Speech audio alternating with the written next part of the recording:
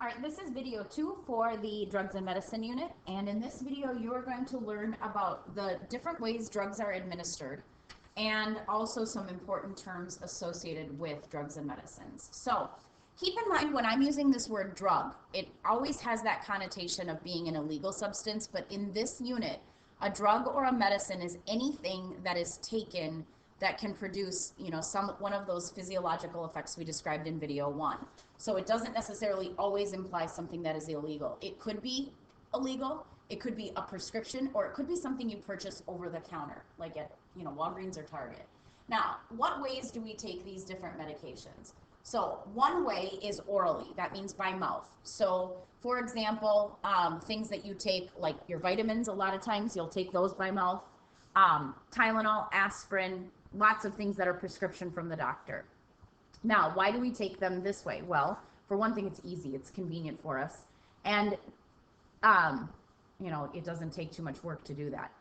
Now, the effect of that drug depends on what you have in your stomach. So sometimes you might find that a drug takes a lot longer to act on you, like, if you have a headache and it should be working in 30 minutes, but maybe because of what you've eaten, it takes longer or a shorter amount of time depending on that particular drug. This drug is, when you take a drug orally, the primary absorption site into your body is in your small intestines. Now, another way of administering a drug is rectally. And I know people always giggle when I talk about this one, but that is obviously in your rectum. And this is effective if you are extremely nauseous. So if all you're going to do, if you were to take a drug orally, but you have such terrible nausea that all you would do is throw it up, the drug won't be effective. So they will use this oftentimes in hospitals as suppositories. So sometimes you are given a suppository for a pain reliever and it's administered rectally instead of you swallowing the pill. Again, that's going to depend on what you've eaten, because obviously that is the exit point for a lot of your body. What you've eaten in your stomach is going to go through eventually through your digestive system and leave the body through the rectum. And so that is, again, going to affect how fast the drug is absorbed.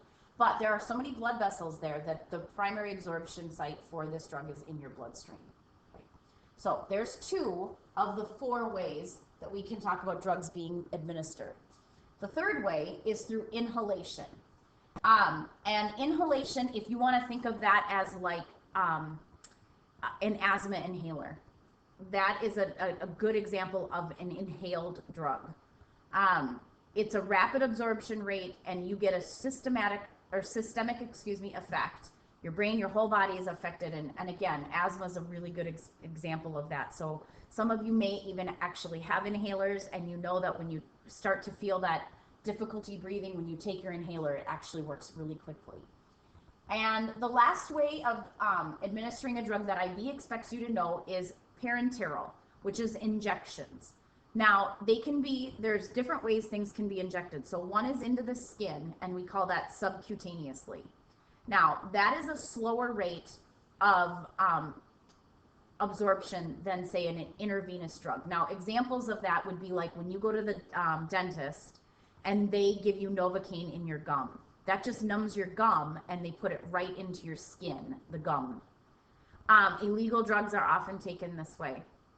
Now, into muscle, another example, another way of injecting a medicine is right into the muscle. And that's good when you don't need a real fast response, or if you need to administer suddenly a large dose. So an example of that, and probably every one of you have experienced this, is when you go to get your vaccines or your immunizations. So like if you've had a flu shot, and usually most of us get a flu shot every year, they do that right into that upper muscle on your arm, and they kind of tell you to relax so that it doesn't hurt later. But a lot of those vaccinations that you get are done right into the muscles in your arms. The last way of injection that the IV expects you to know is into your bloodstream, which is an IV, intravenous drug. Usually that's done by a hospital. A nurse or somebody will put that IV into you. But that gives you almost immediate response, because you can, if you're using syringes or slow drips that the hospital will administer it, you can get a precise amount right into your bloodstream immediately, and it starts traveling right away, and so you feel that effect almost immediately. There are other ways of administering drugs. One specifically that I can think of is topically. IV doesn't talk a lot about topically, but I'm sure that many of you have used that before. So let's say you go hiking as the weather starts getting nice, and you get a rash from poison ivy, poison oak, or whatever. You might use like a cortisone, a steroid cream, to topically treat that. Or you have acne and you use some kind of benzoyl peroxide to topically treat your acne. That's another way of administering a drug, but it is not talked about by IV, but I just want you to be aware of that. So the last thing that IV is expecting you to know are some important terms. And these are terms that you could see on the IV exam. So the first one here is lethal dosage. Now there's two different lethal dosages that we can talk about. There's the LD 50, lethal dosage 50, or LD low.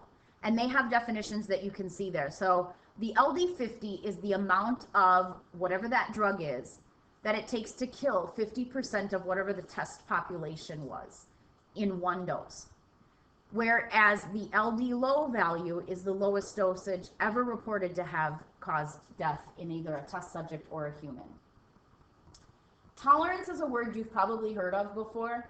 Tolerance means it's slowly built up over time, and it means that it requires a larger dose of the drug in order to achieve the effect you originally got when you first started taking the drug.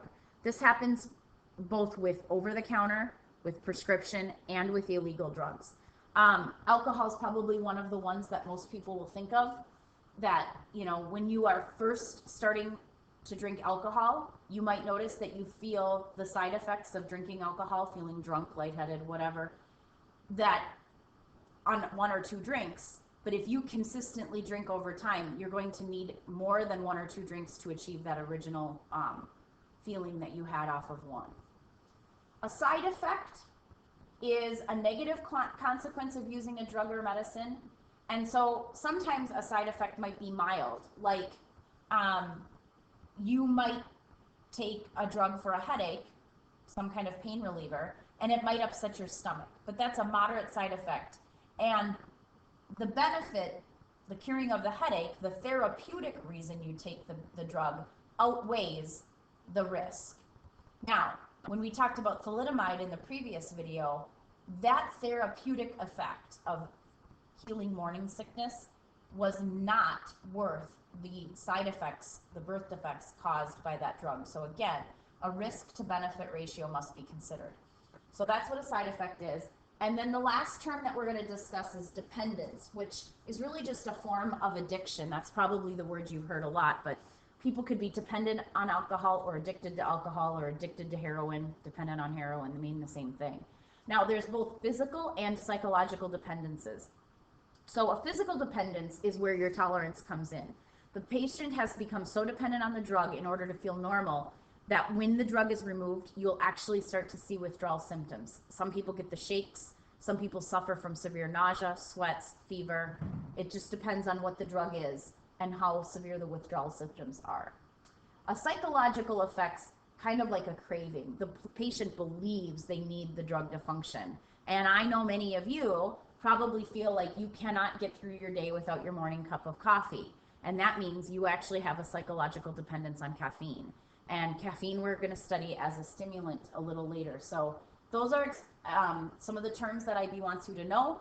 Again, if you have questions on anything that you've seen in this video, we can discuss this next time we meet in class.